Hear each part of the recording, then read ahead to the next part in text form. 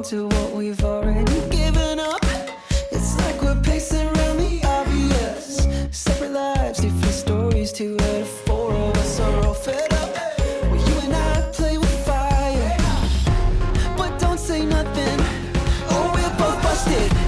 We'll get what's coming after you. No, don't say nothing, or bon voyage to rendezvous. Trade fights for better views. We both need something new. Maybe we should just tell them.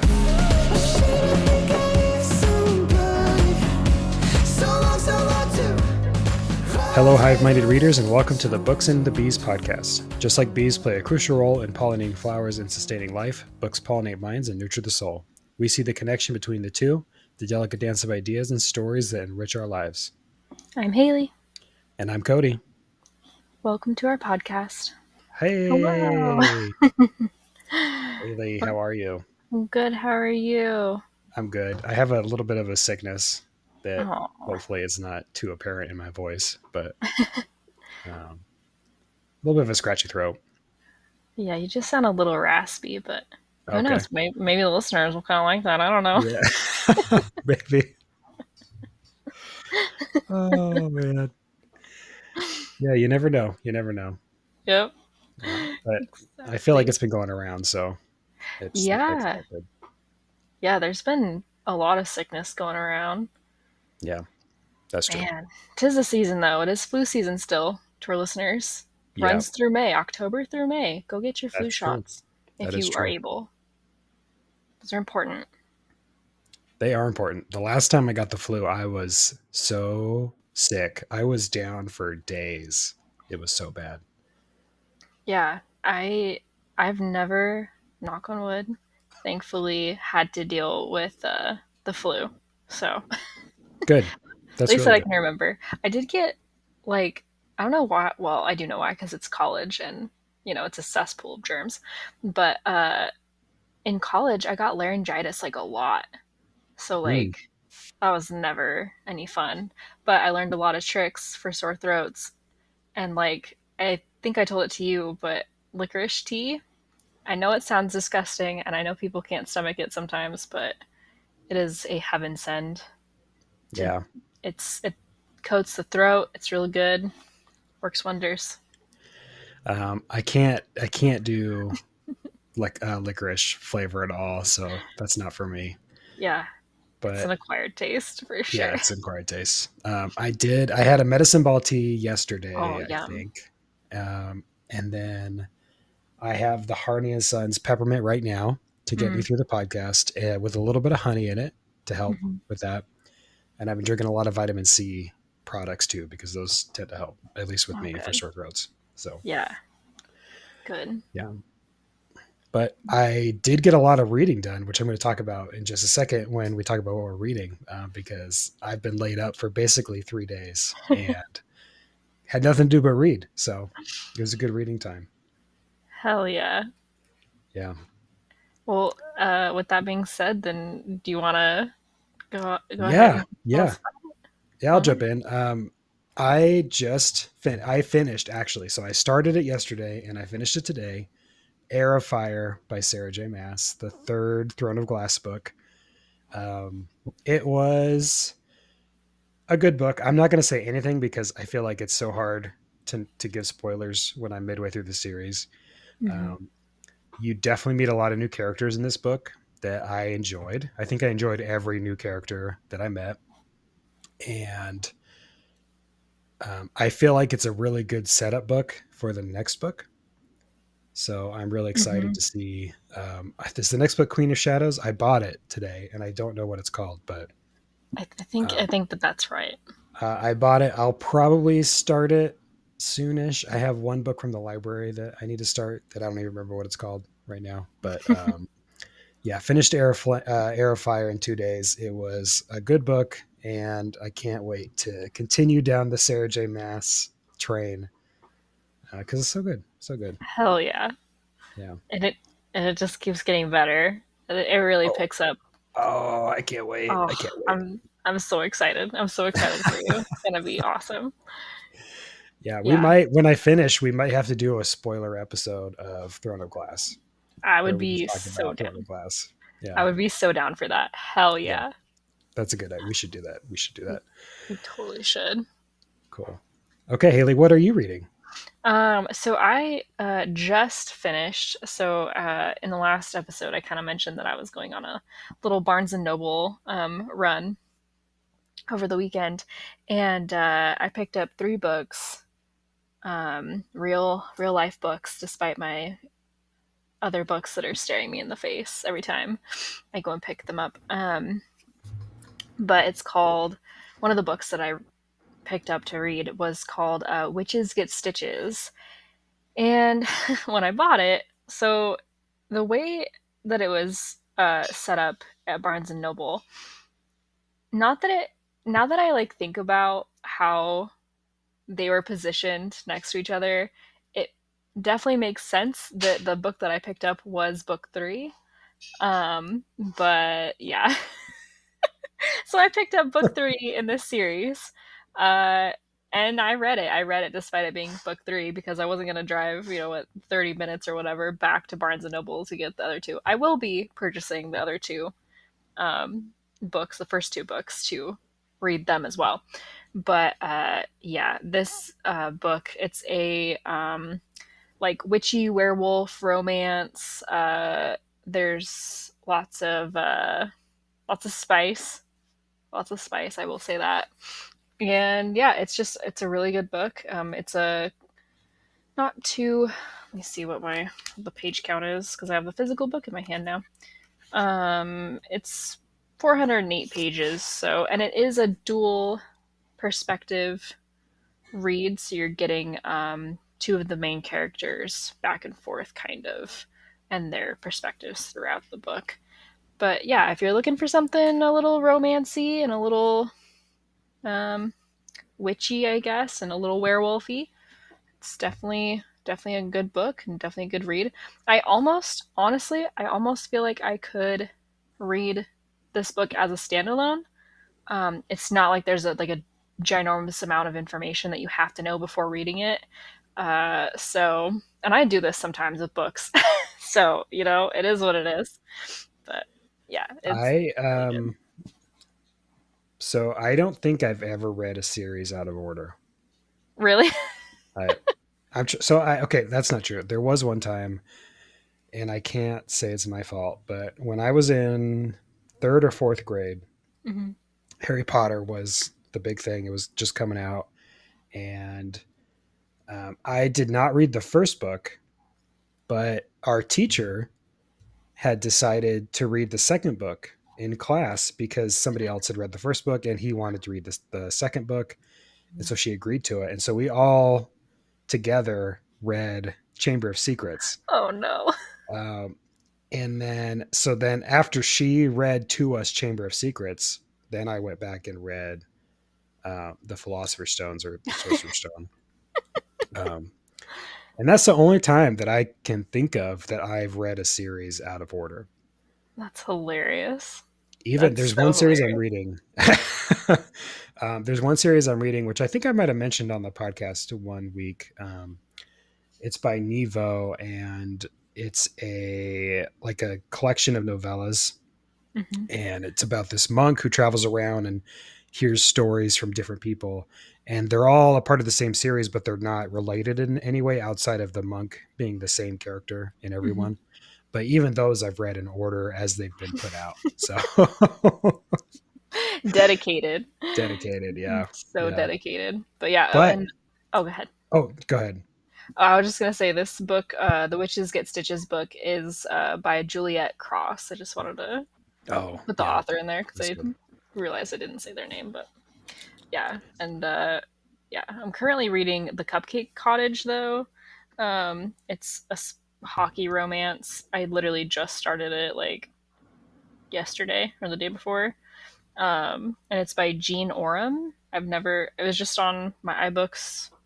Oh, Um, and I was like, oh, it looks like a fun little uh, cute romance. So I started it up.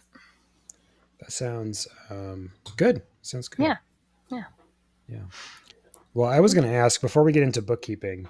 Yeah. I know we're getting on a little bit of a tangent, but did you, because I'm reading the Sarah J. Maas Throne of Glass series, and I did not Mhm. read Assassin's Blade, which is the Mhm. collection of novellas. Mhm. But I was told by one person to read the Assassin's Blade after Crown of Midnight and Mhm. before Heir of Fire. And I think that's the way it was published, but I could be wrong. But then I have others that are telling me you should read it before you read Throne of Glass, which I didn't do, obviously, or read it at the end of the series after you're done. Mhm. And I'm probably going to do that. But did you read the Assassin's Blade at all?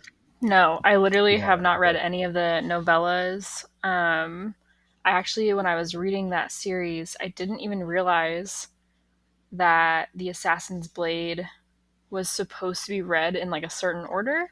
Um, but yeah, and then I realized after I'd finished the whole series, because it like on so I read the whole series on iBooks, and with iBooks, it obviously at the end of a series or at the end of a book will give you the next book or the next book in the series, Mm, and it did give me the like the recommendation or whatever for the Assassin's Blade, but again, I didn't read it. I didn't. I was like, yeah, yeah. whatever. I'm finished with the series.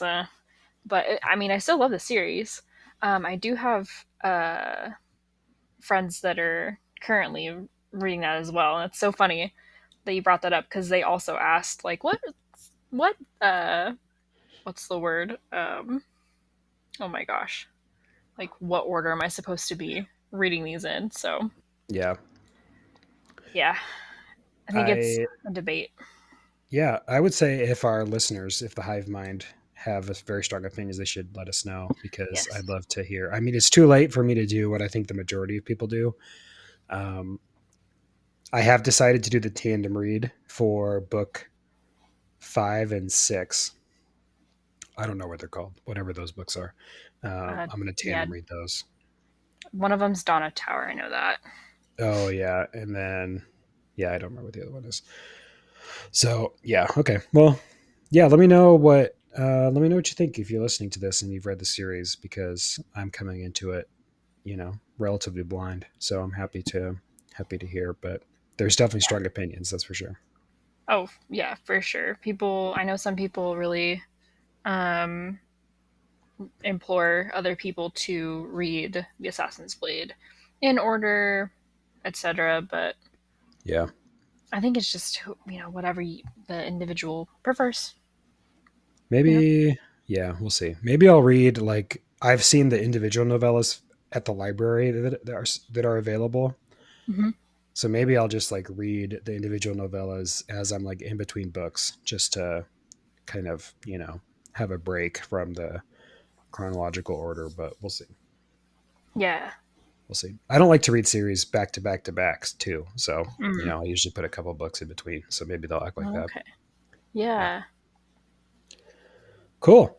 So as far as bookkeeping goes, I have just a couple things. I'm still waiting for Apple Podcast to get back to us Hmm. about how to be on their podcast platform.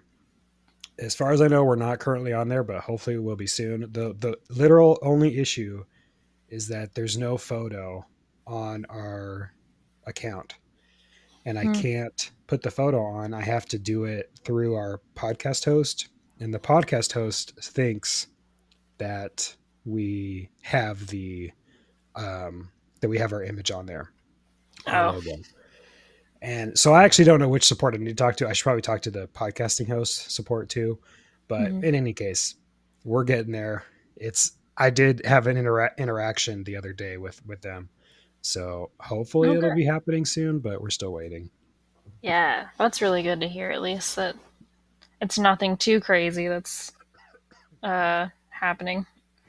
Yeah. At You least know, it sounds fixable, anyways. I guess is what I'm trying to say. that's true. There's always something that happens, right? So Yep.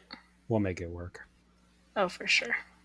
The other thing I wanted to mention, as far as bookkeeping goes, we were actually going to mention this last week, but forgot to. Um, Haley and I have decided that we want to do I don't know, do we call it a book club? Do we call it a co-read? I don't know what to call it, but Yeah. we're going to do a co-read, a book club read for the podcast, for the Books and Bees, for our Hive Mind, for April. So we won't do this for March because we are going to be March is pretty soon when this episode comes out. So for April, we're going to read Ice Planet Barbarians by Ruby Dixon, which is a book that we've both wanted to read, but have maybe been nervous to read. At least for me, I would say I've been slightly nervous to read it. So we decided to read it together, and we're going to talk about it on the podcast. I think we haven't really talked between the two of us how we're going to do it, but I think we're going to have at least one spoilery episode Yeah. at the end of April, I would say, where we talk about it openly. Hell yeah. But yeah, I'm excited to read it though. Yeah, I'm so excited. What's funny is I keep seeing the book like TikTok, on Instagram, and I've even seen it in Barnes and Noble, and every time I see it I'm like, "Oh yeah, I should get that book." And then I get distracted and then my brain squirrels and goes Yeah. and finds another book. But literally for months now, it's been popping up in my life. Like, so yeah, I have to read it. I need to read it. Yeah. I've heard really good things about it. I've heard interesting things about it, but exciting things. Interesting things that excite me about it. That's a better explanation. Yes. Oh, So good. I'm Good. down. Yeah. I think I was actually looking today to see if it's available as an ebook through the library that I use, and it's not. Mm. So I think I'm going to try to do that as a physical book, which will be if I don't read another one, it'll be the first physical book that I've read this year and completed, because there was one I didn't complete. But Oh wow. I think I might try it just to see if I can still actually read a physical book and be okay with it. The Because e-readers have got us. oh my god, they're so nice. They're lightweight. They don't hurt my hand when I hold them. And I'm such an old person. Like, I need to have this blaring light right behind my head to read on Mhm. a physical page now. And the e-reader has the backlight, so I don't need it. I can read it in the dark. When my wife and I go to bed, we just shut the Mhm. lights off and we both are on our e-readers or whatever. And so we don't have to get up to shut the light off. It's so nice. Yeah, listen, when I was reading that Witches Get Stitches book, I have never experienced such bad wrist pain in so long. Like, I was like, what? Out, I'm not that old, and I was like, I feel like I have the wrist of an 80-year-old. What is happening? Yeah, it's so true. But I miss holding a physical book. That's the thing. Like, Hmm. I love physical books. I love going into the bookstores. I love buying books at bookstores. Yeah. But when it actually comes to reading the book, I'm like, oh, I should just get this on my e-reader and then Hmm. it'll be fine. Yeah. Oh, I hear that. I should definitely check though to make sure to see if it's on iBooks or if I have to. Or it might be on the Kindle too. I might check that out. But Oh yeah, maybe I should look at Kindle Unlimited. yeah, because for some reason, some of the spicier books, and I don't know what is up with Apple or iBooks about this. It really bothers me. Um, and I'm going to get a little tangenty here, but it pisses me off that some of these books that are really good or get a lot of hype, they don't end up on the iBooks because for whatever reason, maybe their content's too spicy. I have no clue, but it's literally the only ones that I've noticed are the really spicy ones. Um, so I don't know what's up with that. Maybe Hmm. they just don't have a good enough inventory. Seems strange to me, but Does I'll have to double check. iBooks do you pay on iBooks or is it like Kindle Unlimited? No, I pay. So, Oh, you pay. yeah, I sometimes it's a little bit cheaper uh, on iBooks than to buy the physical book, but yeah, I still have to like pay through iBooks, just normal. Yeah. Got it. Hmm. Hmm. Yep. Yeah. Wow. So yeah, Yeah. that's going to be our read for April, and we might do these periodically. I don't know if we're going to do it every month, but we might do it Mhm. periodically and talk about popular books. So stay tuned for Mhm. that. Haley, you also had a bookkeeping that you want to mention? Yeah, and shame on me, but I totally forgot because I literally saw it like a day ago. But I had a TikTok pop up talking about a very recent book ban in one of the states, and now for the life of me, I cannot find out which state it was specifically. I want to say it was one of the I states, but I could be wrong. Don't quote me. Um, if and when I do figure that out, maybe I will just make a post on Instagram or something about it. Definitely make sure to check out our Instagram though, because I'm trying to be better about posting on there and posting on like our stories and stuff. So that way people are kind of up to date on what we are going over, talking about, whatever. So, Sure. yeah. Do you want to mention your personal Bookstagram too? Like Yeah, your sure. solo Bookstagram? Yeah. So my personal Instagram is called Hales Bookhaven. It's HailsBookhaven.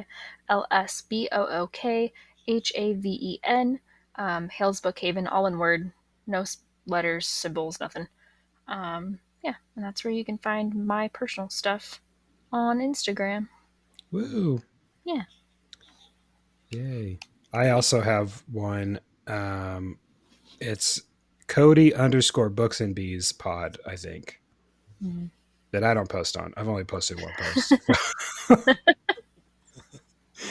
I'm gonna try to be more Instagrammy, but we'll see how it goes. Yeah, But it's yeah, hard. it is hard. It's really hard. Yeah, yeah. Okay, well, today we are talking about a couple different topics. We're going to discuss buzzy or top 2024 romance trends, and we're also going to discuss some reading habits and discuss reading habits that we have or reading habits that we know other people have or it's popular online, and we're going to decide whether we like them or not. So when it comes to romance trends, the very first one, which I think we've talked about before and we're both pro on, is the new romantasy trend. Yes, that romantasy. So good. It's so good. Yeah. I actually I've seen it in the wild a lot more often in the past few weeks. Um, Yeah. and it's definitely taken flight as far as being popular. I definitely see it a lot. Yeah, I think like so when I was reading that article cuz it's an article from Book Riot, and I was reading the article and I thought it was interesting how they mentioned how it's been like more popularized now, but I almost feel like it like kind of ebbs and flows. Um as do like all like trending type topics, right? Where they, kind of roller coaster a little bit. You kind of die down for a few months and then they pick back up or whatever. But yeah, I think that romantasy is one of my newer found loves as far as Yeah. in like I don't know if these are considered like genres or like maybe micro genres in the book world, because I feel like it's still romance, but it's like a sub genre of romance. So yeah, Yeah. I thought it was interesting, and I also thought that it was interesting that the author of the article mentions how people have told the author of the article that romance isn't real or doesn't count as like a book genre. I Oh was my like, gosh. I Yeah. know. I was like, what? Who is saying that? Like, romance has been a genre for so long now. Like, what? And like, literally just throughout history, right? Like, like Romeo and Juliet, Right. for example. You know, I just thought that was interesting. I thought that was an interesting tidbit that the author had mentioned. The author of the article had mentioned. Um, I just Yeah. thought it was It's funny. true though. Because I know romance still gets a lot of flack Yeah. and I used to be one of those people. I used to think, if you read romance, you don't really read books. But Mm. I've definitely changed my perspective because romance is just as fun as any other genre, Yeah. especially like with all these subgenres now. It's so easy to find something that you like. Mhm. I think it's impossible for anybody to say they don't like at least one romance book, Yeah. and because we're social beings. Every human is a social being. Every human wants to be loved by another human. Mhm. And how could you not want to have romance in your storytelling? Right.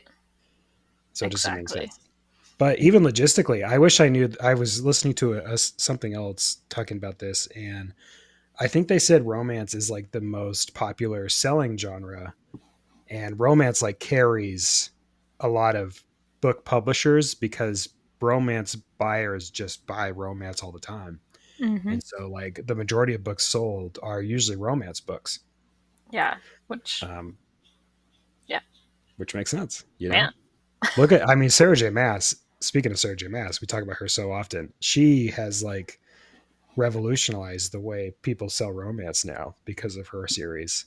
Yeah. Yeah. And feel like what a time in the social media boom for books to be picking back up, because I think recently I saw that apparently like TikTok kind of, well, Book Talk specifically, revived the like publishing book world. Like Barnes and Noble was like tanking Yeah.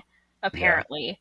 And because of Book Talk and all of the hoopla, for lack of a better word, around all the buzz around books and romance and fantasy and that whole subgenre, romantasy subgenre, it really ticked up the sales again and kind of saved the books, the corporate bookstores. I'll put that.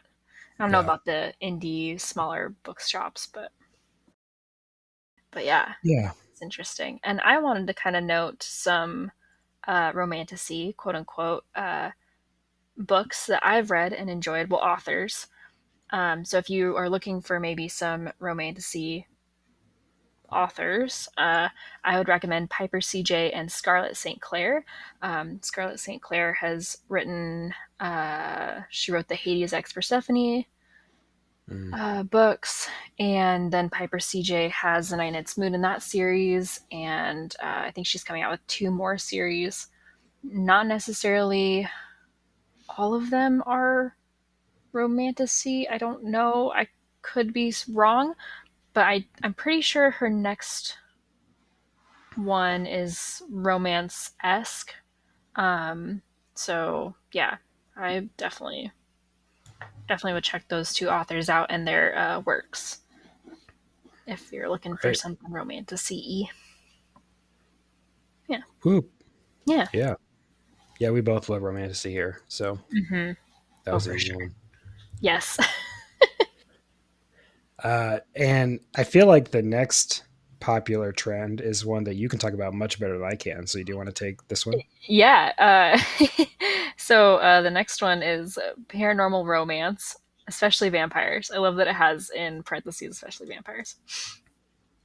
Which I think we all can kind of attest to the um the popularization of vampire romance. Really, I feel like it really took off in like the mid 2000s with, and I'm gonna say it, I feel like Twilight helped, I don't know. Yeah, I think so. I think so. And not because of like, I don't know, there was just so much hype around those books. Like I don't know if you were into these books at all, but I was a twihard individual. I was also like a preteen, so take that little crumb as you will. Take that with a grain of salt. But yeah, I feel like this genre specifically is my like bread and butter, like my wheelhouse. Um, I did make some notes, uh, and I think it's also again another micro genre of Hmm. the like I would agree. romance genre itself. Um, which is also funny because so I bought three books. The first one being The Witches Get Stitches when I went to my Barnes and Noble run, and then I finally bought, and it just released, the book by Allie Hazelwood, Bride. Hey, that's right. I forgot you bought that. I'm so excited for this book. Oh my gosh. Um, and I love the author, Allie Hazelwood. She wrote Love Theoretically and the other books that go along with that series. I don't remember what day this the Bride book came out, but I know it's fairly recent. And I got myself a copy.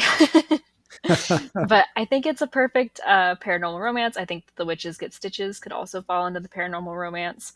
Sure. Um, I mean, gosh, I feel like this romance is almost like the backbone of a lot of romance in general. I don't know. Yeah. That could just be a hot take, but I definitely really enjoy this romance. Um, but yeah, I just have nothing like but good things to say about this genre. Um, yeah. I definitely, they're way more popular than they used to be, I would say. Like, I think Mhm. Twilight was looked upon kind of Mhm. negatively for some justified reasons, as far as like Yeah. I've not read them, so I'm just repeating what I remember being popular at the time. Right. Like, I remember them being told they weren't written very well, and Mhm. maybe it wasn't the best thing for teens of that age to be reading, whatever. But they were insanely popular, and I do think it opened up the door for more alternative romance that includes some really fun, characters that are different than what we expect. Mhm. And I would say that Ice Planet Barbarian kind of falls under this, Yeah. paranormal space romance, alien romance. I guess I've read a couple of alien romance if we lump this in. Yeah. Um, so yeah, I definitely think Twilight was like the first one to really push it. Yeah. Well, and I see that the author of this article mentions like witches, fae, ghosts, so I mean vampires, Oh, I read werewolves, a all of ghost it. romance. I Oh, read really? Cemetery Boys. Did you ever read Oh, Cemetery no, Boys? I Oh, have. that's such a good book. Is it? Oh, yeah. It's well, I don't know if I can remember it well enough to talk about it on the podcast. uh, it's Well, yeah, it's a good book. It's a good yeah. book. I'll say that. I'll have to check it out because yeah, I some books that well I they're not really well they're I think they were books before they were movies, but I watched them as movies and then realized that they were books, but I haven't read the books. So I don't know, take that also with a grain of salt, listeners. But Twilight or no, so like oh Interview with a Vampire, that movie, oh hot yeah. take, my favorite one of my favorite movies. Just saying.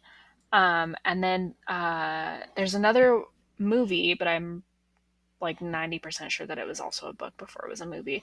And it's called Blood and Chocolate, and it's a werewolf uh, Hmm.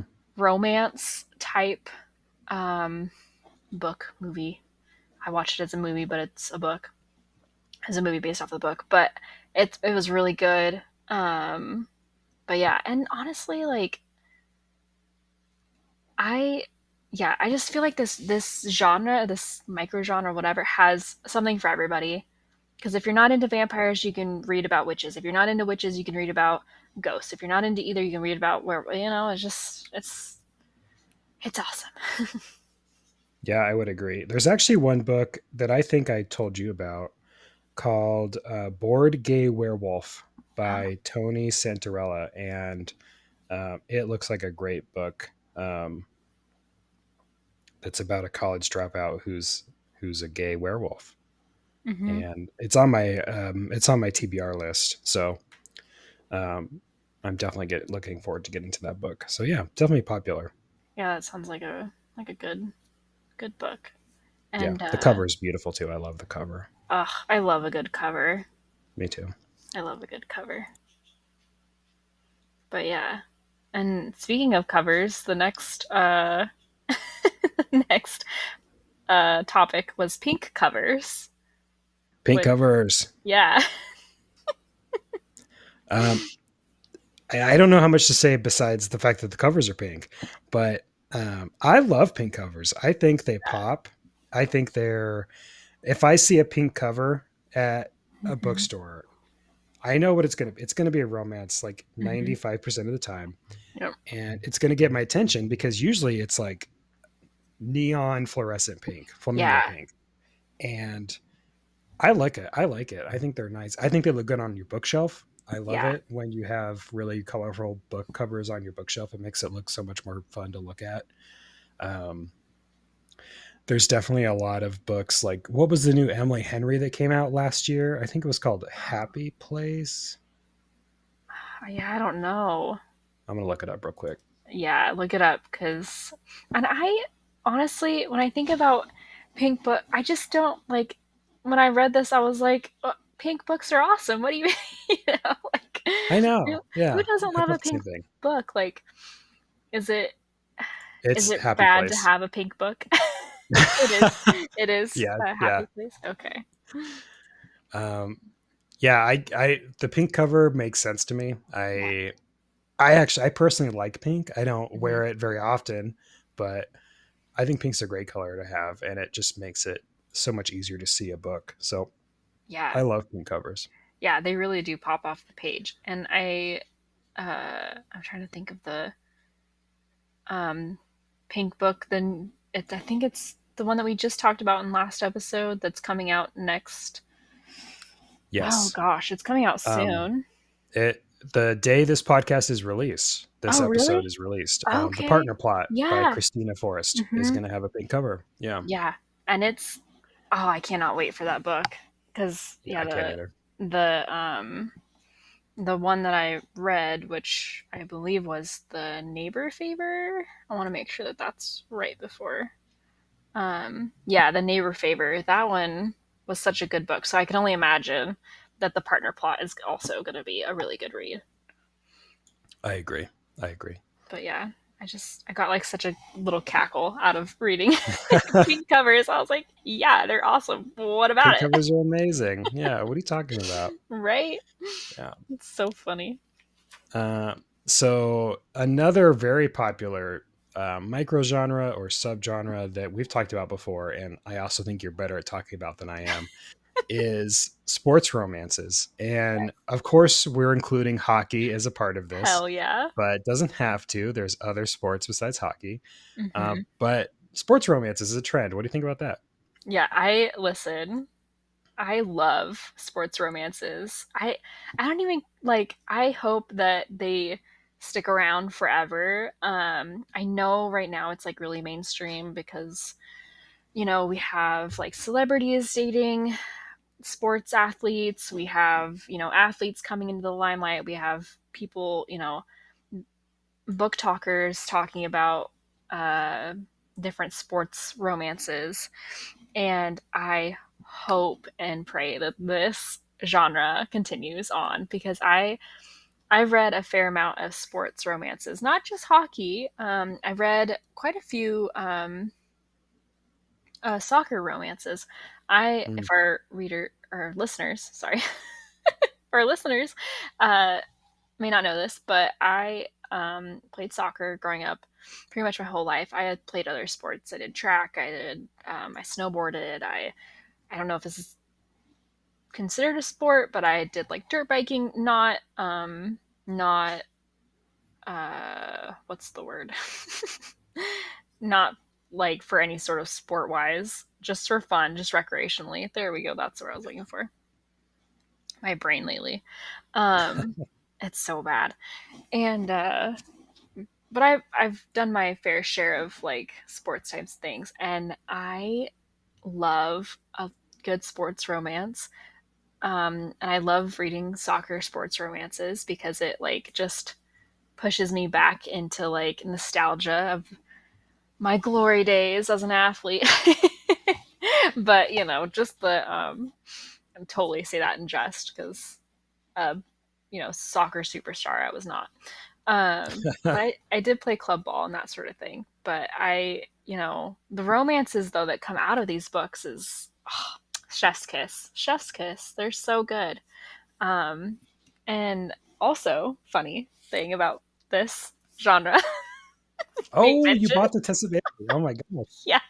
When I looked at these whatever they're called topics, I literally got such a good laugh because literally all three books that I bought, I was like, oh my gosh, we're literally covering those. But yeah, I did buy Fangirl Down by Tessa Bailey, and it is a golf romance. That's right. I'm gonna read Yep. it. We'll see. Whoop whoop. I'm excited. I'm excited to read it. But Yeah, that'll be good. That'll be good, I think.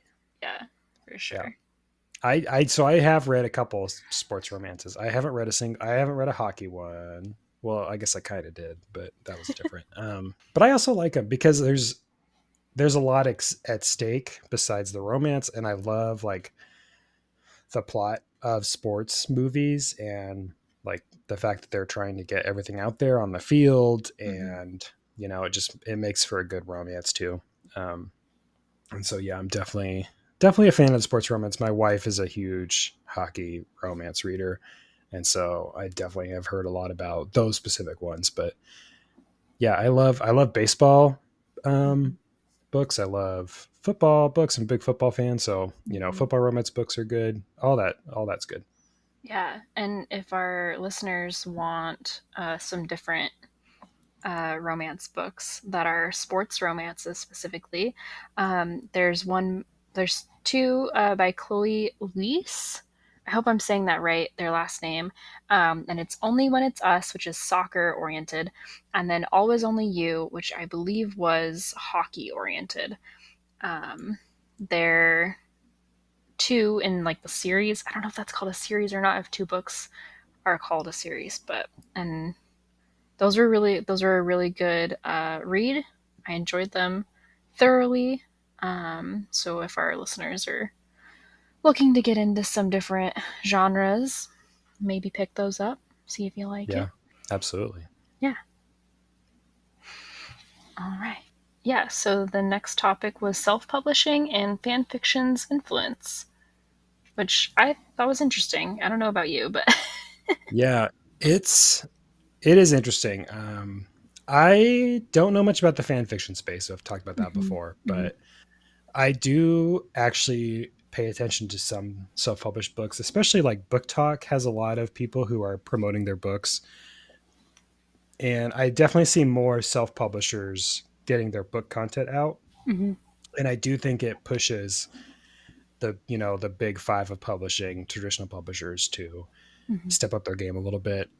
There was one very notable book that came out in 2020 called Legends and Lattes, which is this cozy fantasy romance book.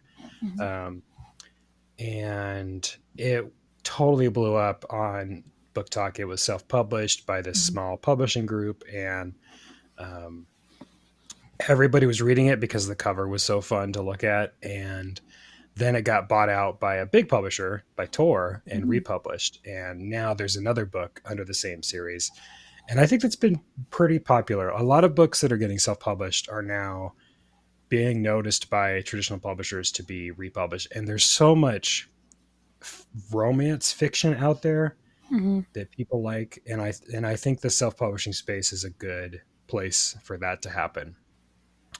Even if they don't get picked up by traditional publishing, I don't think that's Yeah. necessarily a goal per se, but just getting your book out to readers in any way you can, I think is good. And I think it's good to pay more attention to self-publishers, because I feel like people tend to knock people who self-publish, and for, fan fiction too, in the sense where we're Yeah. like, oh, they're just not good enough to be published. Mhm. But it's so hard to get published nowadays if you're Yeah. not a well-known person, that it makes sense to self-publish your book if you really want your book to get out there. So Yeah, that's what I've heard too. And also, like, kudos to those individuals who do choose to self publish. And I mean, they're really doing all the work. They're doing all of the promotion. They're doing, I mean, a few of the self published individuals that I've seen, like, on Bookstagram and TikTok, they really are putting in so much work and so many extra little fun tidbits that they're getting artists to do art for their works, and they're doing, giveaways, and they're, promoting their books like crazy, just trying to get their sales and trying to get their book out there. So yeah, I definitely implore our listeners to maybe see if you can find maybe an indie author, self-published author, and support them. I know that's so important. I believe, and I could be wrong, so don't quote me, but I believe that Piper CJ was an indie author before she was picked up by a publishing company, as far as I know. Um, but I could be wrong. I'm pretty sure that was the case, though. But yeah, just, and I mean, I feel like we've also talked about that quite a bit on the podcast before in other episodes, is how important like fan fiction is, uh, Hmm. and how much work goes into that. People put in a lot of time, and it takes a lot of guts, let me tell you, to put your work out there, whether it's anonymous or not, you know, like, I mean, you're essentially putting something that you worked so hard on into the ether and being like, here, society, please take this, you That's true. know? That's very true. So, Yeah. and I've read some just fantastic fan fiction. Fantastic. If the listeners really want to know, I'm just going to give it anyways. But I partake in the Legends of Voltron uh, fandom, I guess is what, or Age of Voltron. Age of Voltron? No, I can't remember. It's been years. Okay, don't don't come for me, please. It's so Um, hard to remember like titles. it is. It's so hard to remember. I mean, this was like back way back when. Nope, that's Age of Ultron was Avengers. What am I thinking of? Voltron Legendary Defender. That's what I was thinking. Our listeners just got to witness me struggle in real time.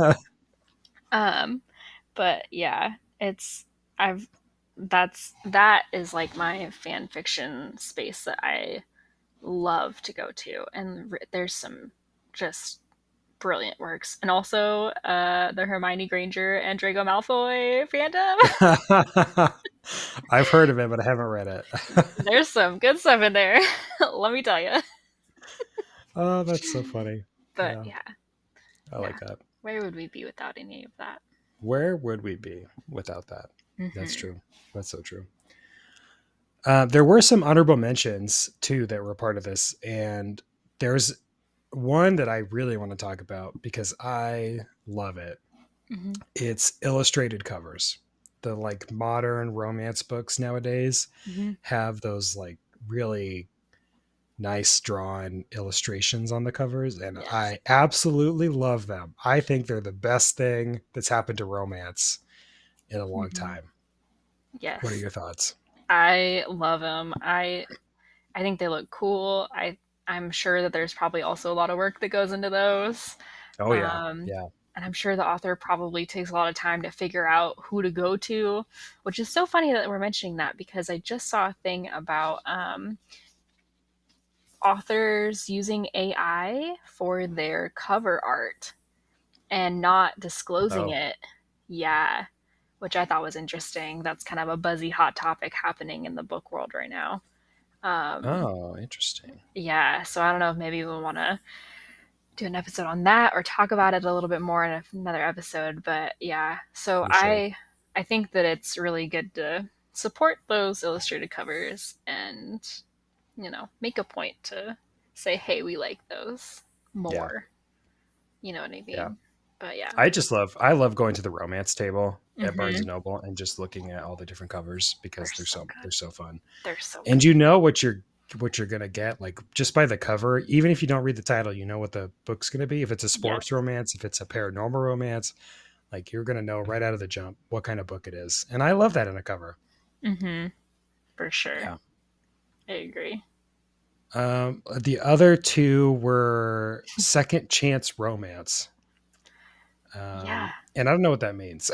I honestly, I don't know either. I don't know if the the genre means like the person, main character, whatever, like was given a second chance at romance. Like maybe they like cheated and then they were like taken That back or could be. something. Yeah, that Yeah, could I be. don't know. Yeah, Um, I'm not very well versed in like tropes or like romance types other than like the more popular ones.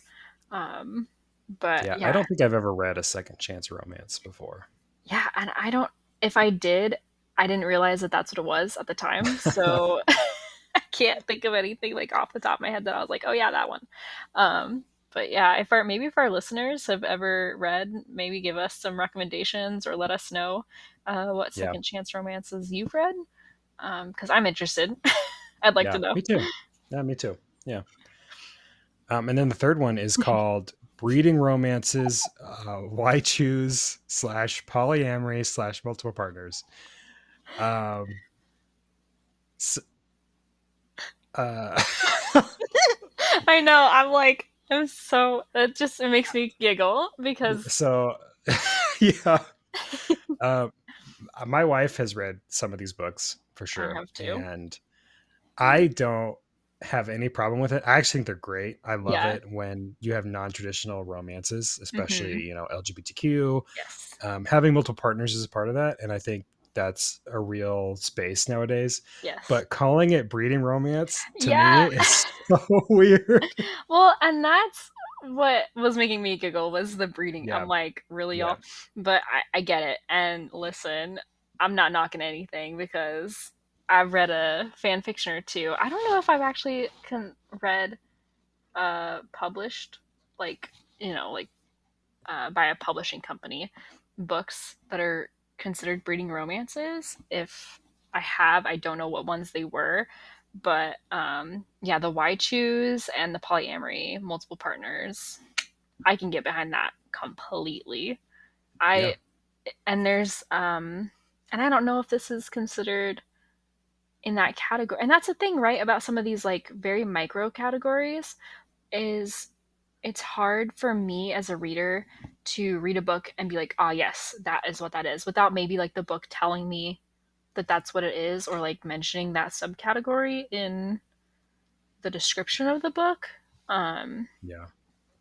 because we're talking about some sort of like more niche uh, subgenres or microgenre, whatever you want to call it. So, yeah, I'm thinking of the oh my gosh, what is it? The Lore of the Wilds book that we talked about in one of the previous episodes. Does sound Um, familiar. yeah, now I'm gonna look it up because I believe it's on my TBR, and I want to be thorough. Come on, yeah, Lore of the Wilds. I Is that considered a white shoes? Because there's two like options of Well, I romance. think I don't know. I think it would be a wide choose Uh if huh. they end up with both Okay. person. Okay. Well, That's what yeah. I think that means, but Okay. Well, and I could be that's wrong.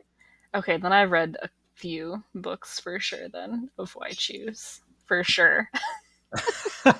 I think that that might even be what the Lost Boys series that I Mm, mentioned is a why choose because it's multiple partners, yeah, I same could see that. individual. It's like a reverse harem. One is a Yeah, gal with like multiple men. yeah, yep. That's definitely being more popular. I've heard reverse Yes. harem before. Yeah, Oh definitely, yeah. definitely. Yeah. Well, romance is ever changing, Mm-hmm. and the books have to accompany that. So Yes. there's all sorts of subgenres out there that are just making romance that much more fun to read. Yes, I agree. Yeah. And yeah, why choose? Why not? You know? Why not? Yeah. Why not? Okay, you ready to talk about book habits? Yes, let's get into it. Okay, so we both have pulled aside some habits that we have that we do when we're reading. I also did a little bit of searching to see like common reading habits that people have out there, but Mhm. I didn't really get too deep. So, Haley, do you want to start with your reading habits? Yeah, sure. So one of my reading habits that I mentioned is, and I know that we talked about this in the last episode, but a whole bathroom situation of reading. And I don't do it as much as an adult now because I have like free reign of my house. But when I was younger, I was in the bathroom so much, just reading, sit on the floor, read. Um, that was like the quiet place for me to be able to read. Uh, and I also mentioned and I still do this as an adult.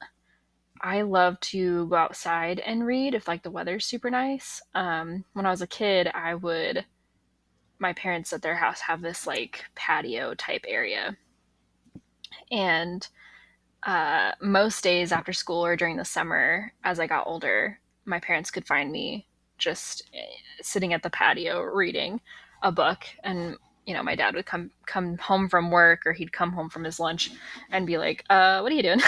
you know. But I have like very fond memories of sitting on the patio and reading. And I have a nice porch. I am lucky and privileged enough to have a porch on my house, and I love to sit on my porch and read when the weather permits.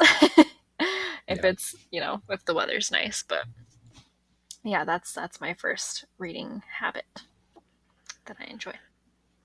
Yeah. I think we have similar thoughts for the most part, but we talked about it last week. I am obsessed with reading in the bathtub. That is like my number one spot. If I could spend my whole day reading in the tub, I will, because it's just so much fun. It's relaxing. I love the steam and just the comfort of the book. And I've usually got like a cup of tea or maybe like a beer or something with me.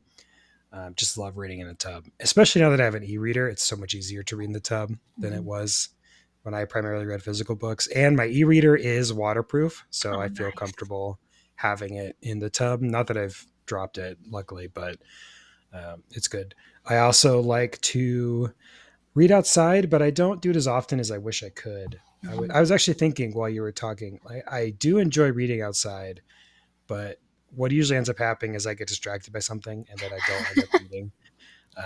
But I bought a hammock a couple years Mhm. ago, and we live close to a river where I'm at, and a park system that has access to the river on a green belt.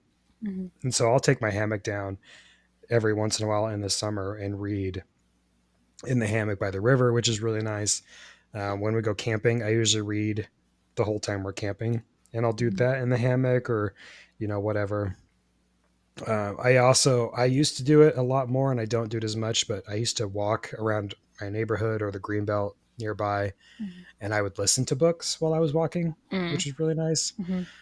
I should get back into it. Now I have a treadmill at home that I kind of do that on, and I'll still do audiobooks on that. But yeah, I do like to get two things done at once. So Yeah. that's what I enjoy. Yeah. I also read while I walk. I recently discovered like soundscapes, but yeah, I really enjoy reading while on the treadmill because it's so boring. It's so boring. It's What so else are you boring. supposed to do? you Yeah, know? yeah, it's incredibly boring. Yeah, Ridiculous. Yeah. All right. Should I get into my second one? yeah. Go ahead. Okay, cool. So my second book habit, I guess, is, and I'm sure a lot of people also partake in this habit, but I love having a snack, some sort of like something that I can like hand to mouth, like a toddler, just, mindless kind of snacking, which is probably not the greatest, but whatever. Do what you want, live life. But and I always really enjoy having some sort of like drink, not necessarily like an alcoholic drink. I don't drink alcohol personally. Obviously, like no knock to anybody who does. I used to drink alcohol, but my body just simply does not enjoy it now. But I just love like, and I've recently bought some matcha tea, and I love making iced matcha lattes. That Mhm. they hit so good when I'm reading. They're so nice to just like reach over. And I'm one of those people who has like the 3 drink thing going on, where I have like a water and then like a fun drink and then like a caffeinated drink of some sort, which usually is either coffee or tea. So, but yeah, and my go-to snack is grapes or frozen grapes and Pocky. Personally, a really big fan of Pocky. Um, Pocky? What is Yes, Pocky? Pocky. So, Pocky is a Japanese snack. They're like little well, they're not little. They're long sticks. They're like biscuits, and they're chocolate coated. So, and they come in all sorts of different flavors. There's matcha, there's cookies and cream, there's chocolate strawberry. I mean, they have all I sorts of have stuff. seen these. Yeah. I have seen these. I've never tried them, but I've seen them. They're Yeah. pretty good, and they're really good snacking. They're light. They're not too filling. They come in a nice packaging. And for me, if I am reading a physical book, I cannot get my fingers like disgustingly dirty. So like Cheetos are out of the question. Doritos out of the question. Anything with a coating out of the question. Simply can't do it. So like grapes are perfect for that, and then like Pocky is also really nice because you don't get your hands super messy while you're reading. But yeah, That's good. yeah. I didn't list these, but I can talk about it too. I tend to not snack when Mhm. I am reading, but that doesn't mean I don't. Mhm. I have done it before. I do usually have like coffee or tea Mhm. or something. I actually pretty much I have a drink with me like throughout the whole day, so it's weird for me not to have a drink. Same. I love to drink coffee and tea when I'm reading. I usually read in the evenings Mhm. um, when I'm kind of winding down, and right before I go to bed, Mhm. I'll read for like an hour to help me fall asleep. And so I usually have some sort of tea or something that Mhm. is also going to help me fall asleep. Um, but if I do snack, I usually do snack on like popcorn or something, which does leave residue on your Oh fingers. no. But I have a tip for you, Haley, that I'm Yes. really proud to teach you. Chopsticks work Oh. amazingly well to eat while you're reading. Yeah. Gosh. I stole that from the Reading Glasses podcast. Mm, They brought it up, and they actually specifically mentioned it for Cheetos. They were like, "I love to eat Cheetos, but I hate the residue." So now they do chopsticks. that's freaking Um, smart. I thought it was so brilliant that I use it, and I don't use it very often, but I do use it, and yeah, it's a good tip for Gosh. when you have to snack. Yeah, I will be implementing that tip in the near future because I have some Cheeto Puffs that are in dire need of crunching. So I love Cheeto Puffs. they're so good. Man, yeah, they're not my favorite Cheeto. It's definitely flaming hot, but I love Cheeto Puffs. I like the jalapeno Cheetos. Um, Ugh, they're I do like not. I think they're like called like jalapeno cheddar, but they're Yeah, really good and they're one of my favorites. Yeah, but Puffs come up like right second up there yeah, yeah. for me. They're so good. Um, I can't say that I've enjoyed the jalapeno cheddar. There's something about the flavor, like Mm-hmm. the specific flavor that they put with the jalapeno, just Mm-hmm. doesn't taste good to me. So I like the flaming hot lime. Mm. That's my go-to for Cheetos for sure. I used to really enjoy those back in the day, but Back in the day, I'm not. before we got heartburn Yeah, I every was 30 gonna say minutes. my over 25 body can't handle that anymore. It's a risk. It's a risk. Yeah, it's Right. totally a risk. Yeah. Yeah. Okay, Haley, what's your next book habit? Yeah, so my next one is, and I mentioned it kind of a little bit in the previous habit, but well, in the first habit about like readingscapes or like soundscapes or whatever they're called on like YouTube. So I typically have music playing while I read, whether that's like at nighttime, like after work when I'm like winding down and just kind of like off by myself reading my books. I always have to have music. I have a very active brain where like my brain is just constantly going 24/7. It literally never shuts off. And books thankfully help that. But yeah, if I'm like when I'm walking on the treadmill and when I'm reading, I'll play the soundscapes while I'm reading on like YouTube. YouTube has some fantastic reading sounds Yeah, that they are do. like hours long. So I don't know if Yeah. anyone ever like reading marathons or anything, but that is a great place to find some like ambient music. Um, ambient, yeah, ambient ambiance is what I was thinking of. Gosh, but yeah, so I always listen to music when I'm reading, and I typically listen to Spotify, which shameless plug, you can find our podcast also on Spotify Boop, for boop, boop. our The Books and listeners. Bees pod. Exactly, but and I even make like Spotify playlists for myself to read to specifically, and I know so there's some like Akatar spicy playlists on Spotify that have some amazing music. Um, Interesting. just really good, and really like it goes along with the stories. It goes along while you're reading perfectly. But like my go-to is um, so I recently discovered like violin renditions of like pop songs or hip hop songs or rap songs. Mm-hmm. Think like Bridgerton soundtrack for those listeners who might have heard like the like classical music pop. But yeah, that's what I listen to. It stimulates my brain, keeps my focus on the book, and it's really nice. I really enjoy that. But yeah, that's one of my habits. Yeah. I am the opposite, Oh really? actually. So I so desperately want to be a person who can read with music because Mm-hmm. I love the idea of it, but I've never been able to do it successfully. I actually pulled a book from my bookshelf Oh and yeah. it's flipped. It's called Rouge by Mona Awad, Mm-hmm. and I love this book. It was great, one of my top books of last year. Mm-hmm. And the theme of it is very much um, like old school Hollywood. Mm-hmm. And the author had a Spotify playlist Oh really? for the book Okay. that she used while she was writing the book. And I've seen this for other books too. This is Mm-hmm. just the most recent one that I know of. And I was like, oh my gosh, that's so cool. I want to read the book while listening to the playlist. And I couldn't do it. I could not pay attention to the book and the music at the same time. And so I've struggled. I almost always read in silence. There are times and exceptions. I have used some of the YouTube ones, like the Mm-hmm. fireplace I Yeah. can do on occasion.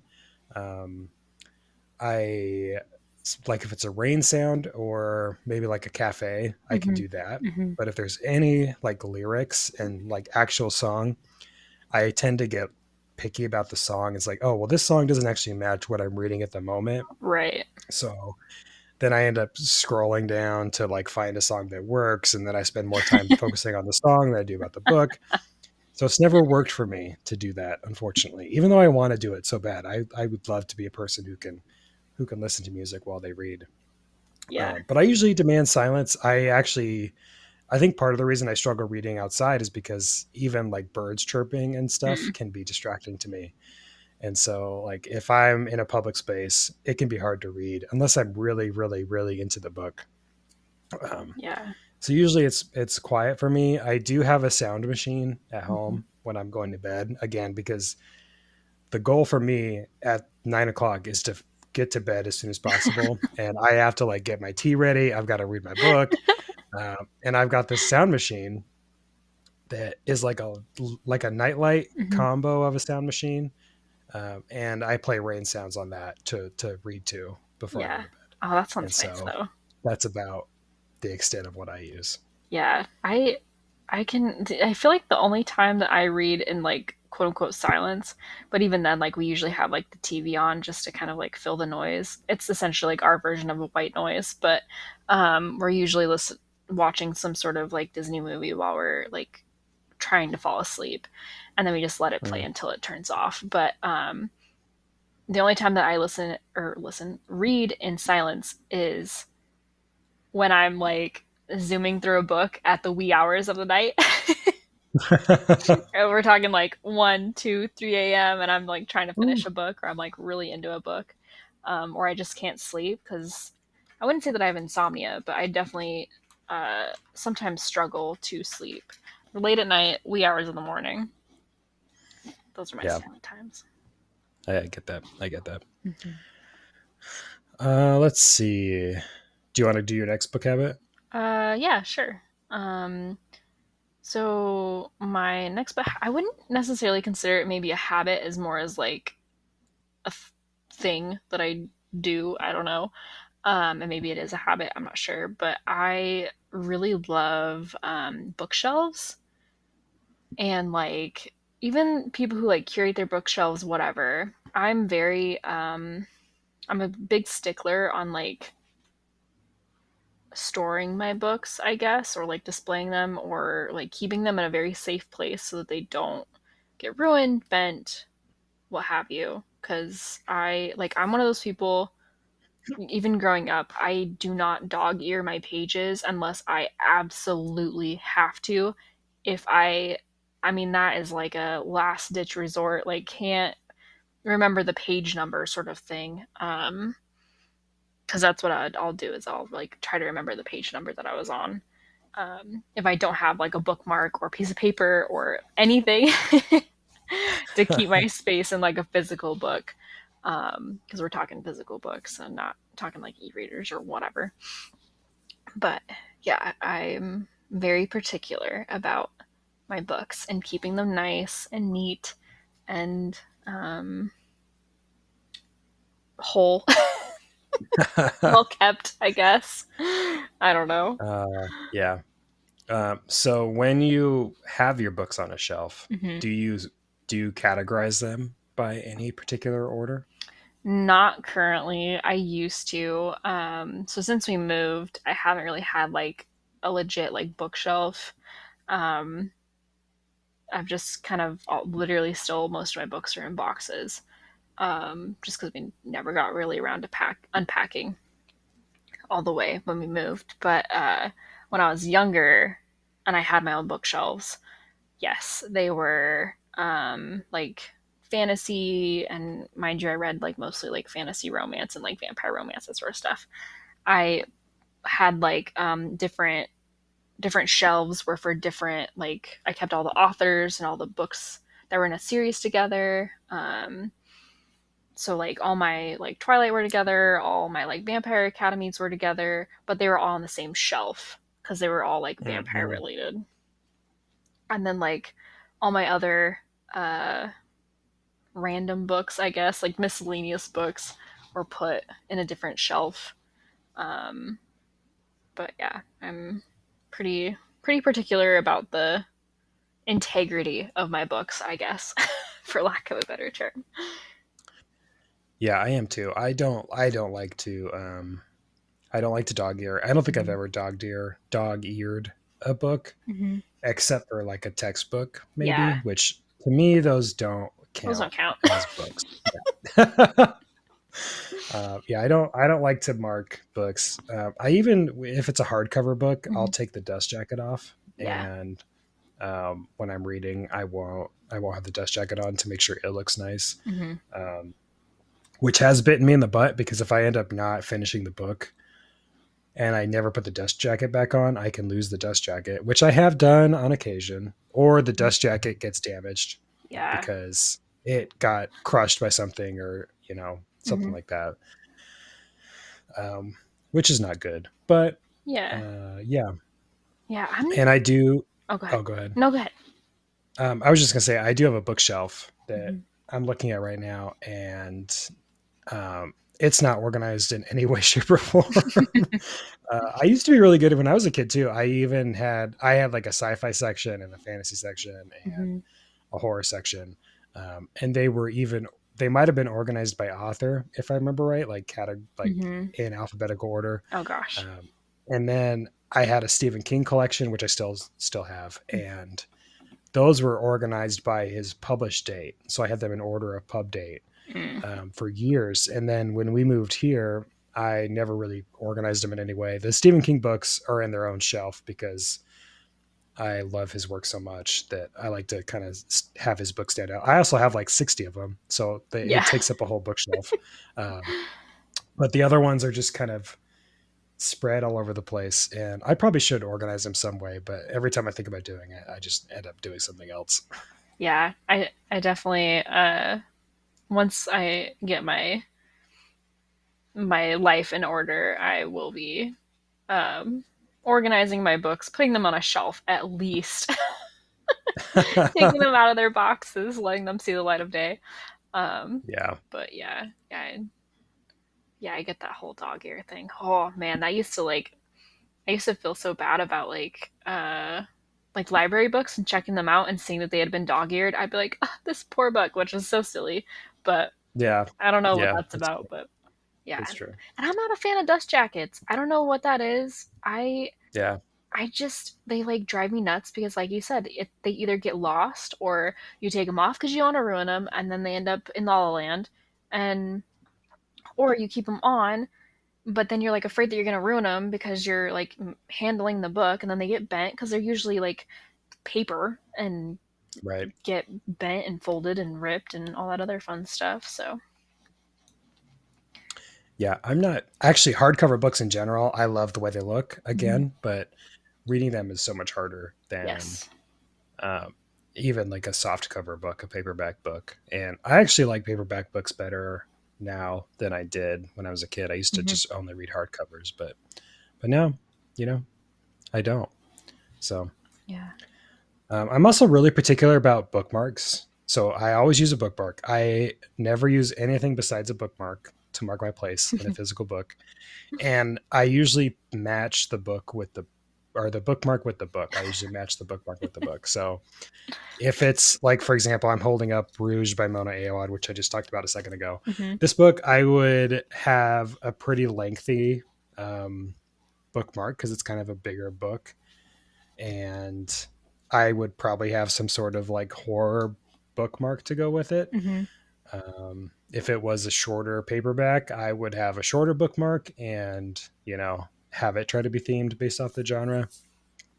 I would never have a bookmark stick out both ends of the book. To me, that just seems wild. And so I've got like, I don't know how many bookmarks I have. I'm looking maybe like 30 of them just that I've collected. And some of them are my wife's too, so they're not all mine. But yeah, I use those when I read physical books, and it's a chore picking the bookmark, but have to do it. Do you have like a favorite bookmark? I do. Let me show you. Let me see it. Oh my gosh, that is a stack for our listeners. Oh, look, there's my booklight too. I've seen the stack of bookmarks. It's pretty good. Yeah, it's good. So all of mine are from bookstores that I visited or that somebody has given me. My favorite one is probably my favorite bookstore that's not in Idaho.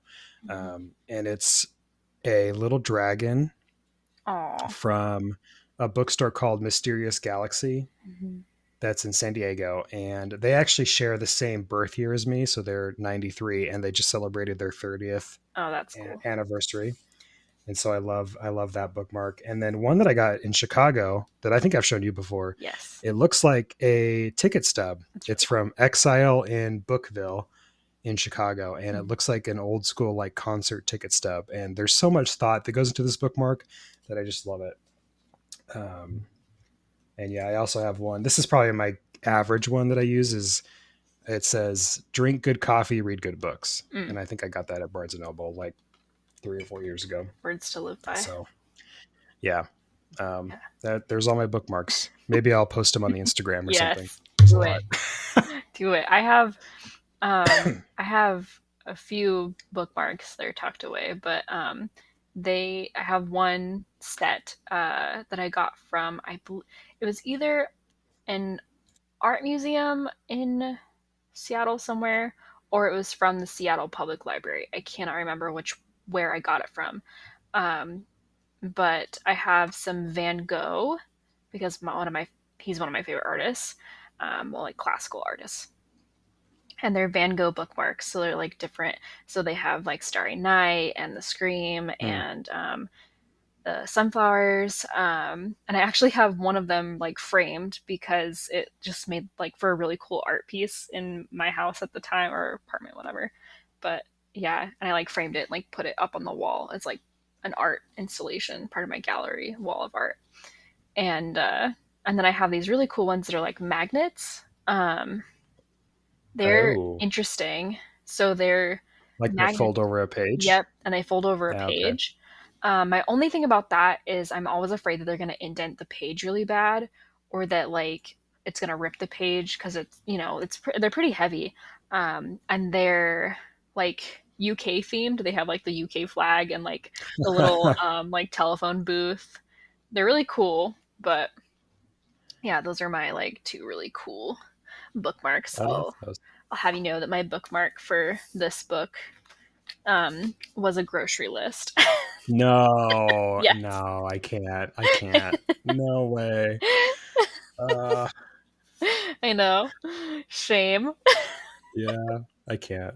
I can't. I had a similar. Oh, I didn't have a magnet bookmark, but I had one that was like it was a shark where the Mhm. head would stick on top of the book, Mhm. and then the tail would be like the part that went in the book, Mhm. so it looked like there was a shark head Oh yeah. at the Okay. top of your book. That's cool. The problem with it was that the shark head was so heavy that if I tilted the book Hmm. upside down, it slid out of the book. Oh, well, And I that's lost my problematic. place. And so I stopped using it. I threw it away because I Yeah. couldn't do it. Yeah, But that sounds um, counterproductive. I've seen a Nessie one, like a Loch Ness monster, Oh, that's that does cute. it, and it looks like it's not as heavy on Hmm. top, so it would stick better. But I haven't ever gotten it. So Yeah, I saw some when I was at Barnes and Noble, and they were little leaves like that stuck out of the book, little cute little stems with like little leaves, and you like pinned it. It was very cute, but yeah, I feel like those would get ruined. yeah, I think they would too. My cats would probably also steal them. I Yeah, think that's how I think that would happen. that yes, exactly. Yeah, yeah. Bookmarks are important They are for important. sure. Yeah. Yeah. Um, well, speaking of putting stuff in books, we also wanted to mention about what we thought about annotating books, Mm. which we both don't like to do. Is Hmm. that true? Yes. Um, I've never annotated a book outside of a textbook Yeah. before. Same. Yeah. Yeah. But I have seen people do it on Instagram and Yes. TikTok, and they seem to really like it. And there's even like a kit Hmm. um, that you can buy with like these little post-it notes to stick in, and their colors. There's like 10 different colors, and Hmm. each color represents like a plot point or foreshadowing event or whatever. Hmm. So you can match your colors with that so that you can go back and look. And I like the idea of it, Yeah. but I just don't know if I'd like to see that on my shelf. Yeah, yeah, and I know I've seen people even buy like two copies of a book simply so they can have one book for annotating and one book that's like a clean copy.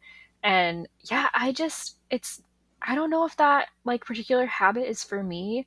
I think it looks so like aesthetic and cool and Yeah. like some of the, stationery because I love stationery. I think the stationery that comes with that is so awesome, but yeah, I just don't know if I can get behind it. Yeah. It, yeah, there's something about writing in my books that like there's like a little like adult voice in my head yelling at younger me, going, "No, don't do that. You don't write in books." It's true. Yeah. But yeah, even in college, I didn't write in books. I because of the resale value, I just couldn't do it. Yeah. Because if they're all marked up, they're like, no, sorry, it's like half the value now, and it's like, no, I wanted the full, whatever, 200 for a freaking textbook that you maybe Right. opened twice. Right. Right. Yeah. I did annotate textbooks, but I don't Mhm. annotate physical books. Yeah. Or, I guess that's not true actually. Now that I'm thinking about it, I do have a book that I have annotated, Mhm. but it's a nonfiction book, Mm. and it's The Brief History of Time by Stephen Hawking. Okay. Love And him. that book I annotated because I had to remember all this crap he was talking Oh. about. And so I'd like No. underline the important bits. Like it was like a textbook basically. I was Yeah. just like, because I'm not a physics person by any means, Mhm. and so I was like just going through it. But Yeah. other than that, I haven't annotated a physical book that wasn't a textbook. Yeah. Yeah. When I to help mitigate like not writing in a book, but still taking notes, because I think it's kind of a cool concept to like be taking notes while you're reading. Maybe you like see a quote that you really like and want to remember or whatever.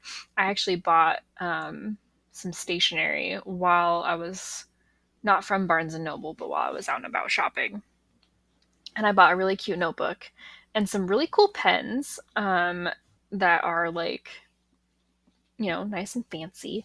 But yeah, so I don't know, I maybe love if a our, pen. huh? I love a pen. Oh yeah, yeah, Yeah. pens are awesome. I love a good pen as well. But yeah, maybe if our listeners don't like annotating in a book but want to annotate or write notes or whatever, that could be an option. I don't know. Yeah. That's a good idea. Yeah. I like to highlight in the ebook. Mm-hmm. especially for like a book that's a fantasy book in the first of a series and there's like 10 characters that you get introduced to. Yeah. I'll highlight the character's name and like the description so that I can go back and look at it. Things like that I'll do, but I wouldn't do that in a physical book, I don't think. Yeah. Yeah. Those are nice for sure. Yeah, they are. Okay, is there anything else you want to mention, Hailey, before we wrap up? No, just a reminder to our listeners to check out our Instagram if you haven't already. Give us a follow. Email us if you want. Maybe send us in your book recs or maybe habits that you like to do. Yeah. Instagram's in the show notes. It's at Books and the Bees. Is that Yes, the full Instagram? Books and the Bees. Yeah. And the email is booksandbeespod@gmail.com. So please feel free to send us an email there. I want to give a thanks, as always, to the band Rendezvous for their song.